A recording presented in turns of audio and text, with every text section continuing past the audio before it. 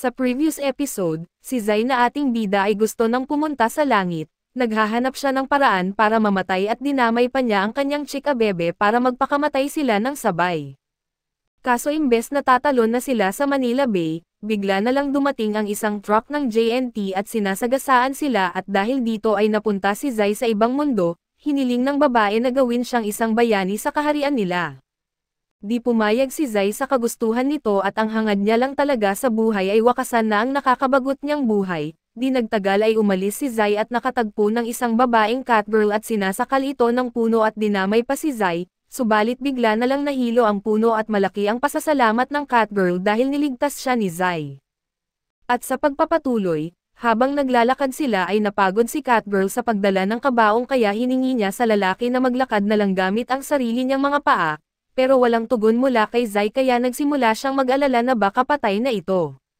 Sinuri ni Annette ang kanyang kalagayan at mukhang maayos naman si Zai kaya't malamang natutulog lang siya. Malapit na rin naman sila sa kastilyo kaya hiningi ni Anna kay Catgirl na titiisin na lang ito ng kaunti pa, para hindi na nila kailangang gisingin si Zai. Samantala sa loob ng kabaong, tahimik na nananaginip si Sensei tungkol sa kanyang minamahal at kung nasaan man siya, tiyakin niyang mahahanap niya ito para mamatay silang magkasama at makalipas ang ilang sandali, narating nila ang bayan ng kastilyo ng Roth. Binuksan ni Anna at Catgirl ang kabaong para mapalabas si Zai, tumingin siya sa paligid ng bayan at nakumbinsi siyang hindi na siya nasa parehong mundo at bago sila gumawa ng anuman, sinabi ni Annette na dapat silang pumunta sa kastilyo at makikipagkita sa hari kaso naiwan nila ang kabaong sa gitna ng daan. Sa kastilyo ay masaya si Haring Thomas at ang kanyang anak na si Charlotte na makilala sila, dahil alam nilang pagod na pagod ang grupo mula sa mahabang paglalakbay, hinalok silang magpahinga muna sa mga silid ng kastilyo. Pero bago iyon ay nais marinig ng hari ang ilang magagandang karanasan ni Zai, kaso wala siyang maisip na maraming magagandang bagay pero nasiyahan siya sa kabaong, kaya't sinabi niya sa hari na tuturuan niya ito kung ano ang pakiramdam ng matulog sa kabaong. Sa labas ng konteksto, parang banta ang tunog nito pero mabilis na binago ni Anna ang usapan at pinuri si Charlotte sa kanyang kagandahan, binanggit ng hari na malapit nang ikasal si Charlotte kaya't humingi siya ng payo tungkol sa mga manliligaw ni Charlotte. Tinawag ni Thomas ang mga kalalakihan para ipakilala sila at nakilala natin si Gomez, isang mandirigma at si Adto na isang naglalakbay na minstrel ng pag-ibig at kamakailan lang, dahil sa impluwensya ng Wrath of the Demon Lord ay lumaki ang aktibidad ng mga halimaw.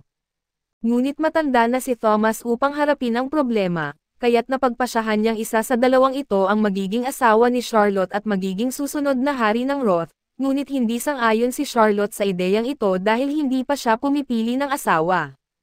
Kaya't iniaasa ni Thomas ang desisyon sa mga estrangherong kakilala pa lamang niya ng 10 minuto, gusto niyang malaman kung sino ang mas angkop na magpakasal kay Charlotte sa pagitan nina Gomez at Adto. Pero nang lumabas ang tanong ay sinabi ni Zai na hindi niya pa nakikilala ang mga kalalakihang ito. Mahalaga ang kinabukasan ni Charlotte sa desisyong ito, kaya't iniisip niyang walang saysay na ipagkatiwala ito sa mga estranghero at kung ito ay isang bagay na gagawin ng hari nang hindi ginagamitan ng pag-iisip, hindi siya karapat-dapat maging hari. Nabigla ang hari at pagkatapos sabihin iyon ay umalis si Zai habang humihingi ng paumanhin sina Anna at Catgirl sa kanyang ginawa. Sinubukan nilang ipaliwanag na si Zai ay mula sa ibang mundo kaya't minsan ay prangka siya, ngunit sinabi ng hari na ayos lang ito dahil hindi siya ang tipo ng tao na nagtatanim ng galit.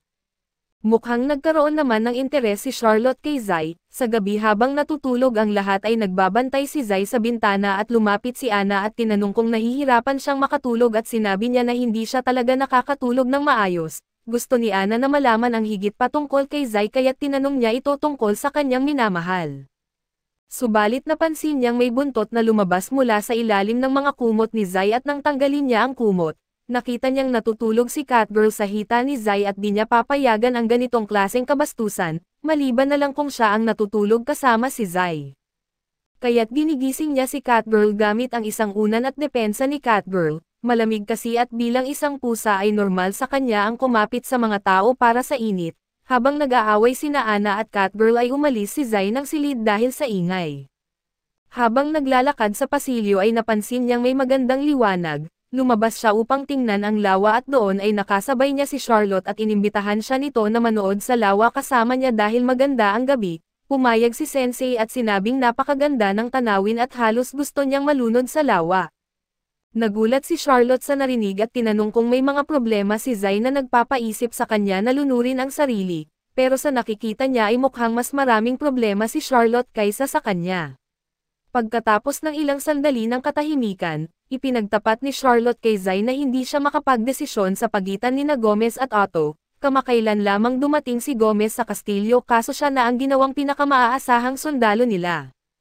May tiwala ang kanyang ama sa lakas ni Gomez kaya't pakiramdam niya dapat niya itong piliin, pero si Otto ay kanyang kaibigang kababata at tuwing nalulungkot siya, palagi siyang sinusulatan nito ng kanta at tinutugtog para sumaya siya.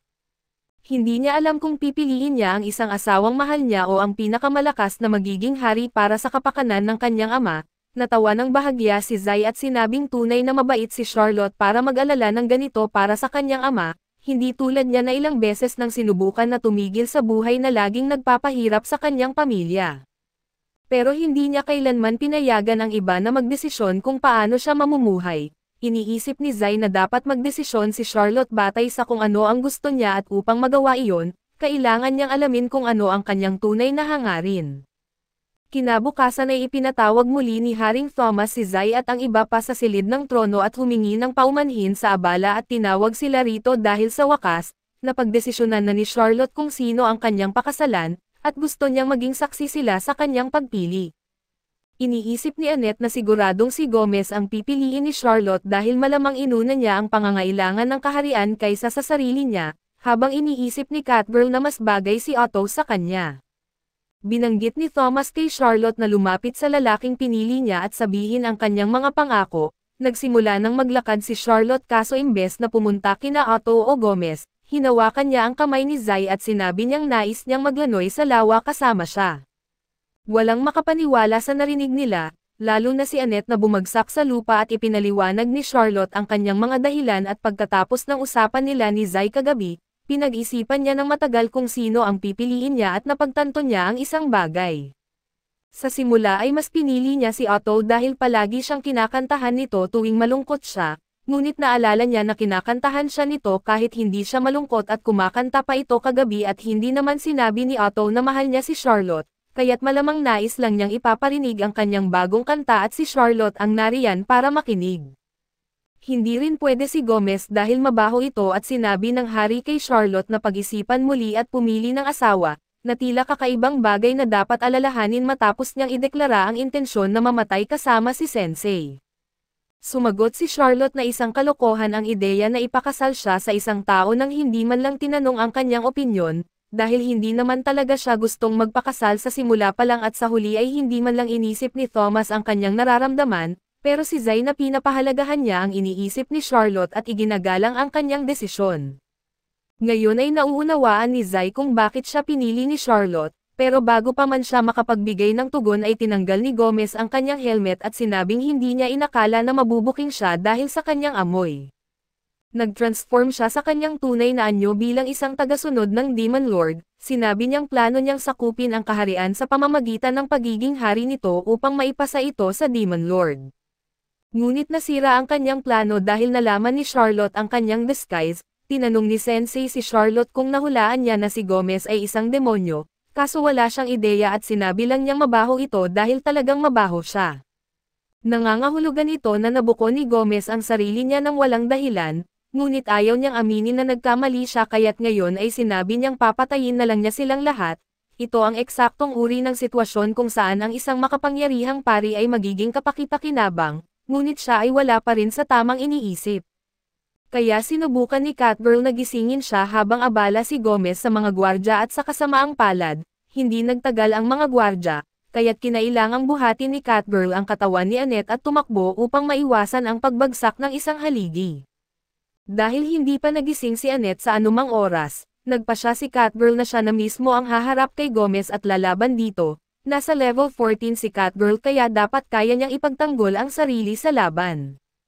Habang naghahanda siyang lumaban ay nag-alok si Otto na tugtugan siya ng kanta, siya ay level 89 at normal na may buff na makukuha siya mula dito pero lumalabas na bago lang ang kantang tinutugtog ni Otto at wala itong epekto maliban sa pagiging isang patok na awit ayon kay Zai, wala nang ibang pagpipilian si Catgirl kundi magsimulang umatake mag-isa.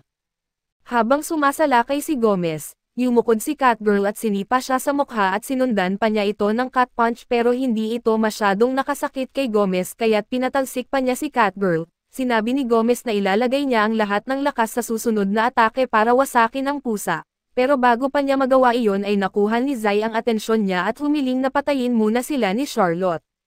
Sa una ay hindi seryoso si Gomez sa kahilingan ni Zai, pero ipinapaulit nito na ngayong malaya na si Charlotte mula sa kontrol ng kanyang hangal na ama, ang una niyang hiling ay matapos ang lahat kasama si Zai at palaging handa siya sa isang magandang pagkakataon na matapos ang lahat, kaya hiniling niya kay Gomez na tuparin ang pabor na ito.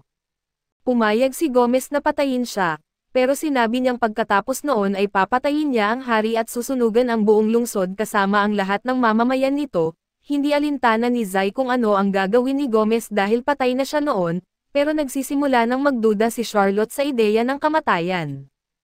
Habang nagsisimula ng sumugod si Gomez sa kanila, sinabi ni Charlotte kay Zai na hindi pa niya kayang mamatay dahil gusto pa niyang mabuhay at protektahan ang kaharian. Masaya si Zai na sa wakas ay naintindihan na ni Charlotte kung ano talaga ang gusto niya. Dahil gusto niyang mabuhay ay itinulak ni Zai si Charlotte palayo upang siya na lamang ang mamatay. Habang patuloy na sumasalakay si Gomez kay Zai ay sinubukan ni Charlotte na kumbansihin siya na huwag hayaan ang sariling mapahamak. Sa kabutihang palad ay nagising na si Anna at ginamit ang kanyang kapangyarihan upang mag-cast ng Barrier of Light sa harap ni Zai at protektahan siya mula sa atake ni Gomez. Nangako si Anna na hindi niya hahayaang mamatay si Zai habang kasama niya ito. Habang sinusubukan ni Gomez na sirain ang shield ni Anna, nawasak ang mga sungay niya sa proseso at dahil dito, nagkaroon ng pagkakataon si Catgirl na magbigay ng matinding atake kay Gomez na nagpalipad sa kanya sa pader ng kastilyo at nahulog siya sa lawa. Parehong nabunutin ng tinik sina Catgirl at Annette dahil sa pagkakaligtas nila at dahil malaki ang naitulong ni Annette sa laban, naramdaman ni Catgirl na kailangan niyang pasalamatan si Annette na nagpasalamat din kay Catgirl, at mas maganda na ngayon ang kanilang samahan. Samantala, si Otto ay patuloy lang sa pagtugtog ng kanyang kanta na tila walang pakialam sa nangyayari at maraming iniisip si Charlotte pagkatapos ng nangyari, pero bigla siyang nilapitan ng kanyang ama na humihingi ng tawad dahil hindi niya inisip ang nararamdaman ni Charlotte noon. Tama si Zai nang sabihin niyang hindi karapat-dapat si Thomas na maging hari at ngayon napagtanto ni Thomas na hindi rin siya karapat-dapat maging ama ni Charlotte, seryoso niyang tinanong si Charlotte kung kaya niyang patawarin siya. Napaluhod si Charlotte at sinabi sa kanyang ama na pinapatawad niya ito at mula ngayon, gusto niyang pag-usapan nila ang hinaharap ng kaharian at ng kanilang sarili. Masaya si Thomas na pinatawad na siya ni Charlotte at masaya si Charlotte na sa wakas ay naintindihan siya ng kanyang ama. Pero ang iniisip lamang ni Sensei ay kung paano sinira ni Anna at Catgirl ang kanyang perpektong pagkakataon na matapos na ang lahat, makalipas ang ilang sandali. Inamin ni Thomas na hindi siya karapat-dapat na maging hari kaya't isinuko niya ang trono kay Charlotte na ngayon ay ginagawa ang lahat upang matiyak na ligtas ang kaharian. Patuloy pa rin si Otto sa paggawa ng mga kanta dahil wala siyang mas magandang gawin, samantala ay abala sina Anna at Catgirl sa paghatak sa kabaong ni Sensei patungo sa kanilang susunod na destinasyon. Pinag-uusapan nila kung gaano katapang si Charlotte na maging reyna sa edad na 16. Pero sigurado sila na magiging maayos ang lahat at lumabas si Zai mula sa kabaong at sinabi na ang mahalaga ay si Charlotte mismo ang nagdesisyon para sa sarili niya at pinaninindigan niya ito, na sa tingin ni Zai ay isang magandang bagay. Kaso dito muna matatapos ang ating recap sa bagong anime na ito. Salamat sa inyong panonood hanggang sa muli.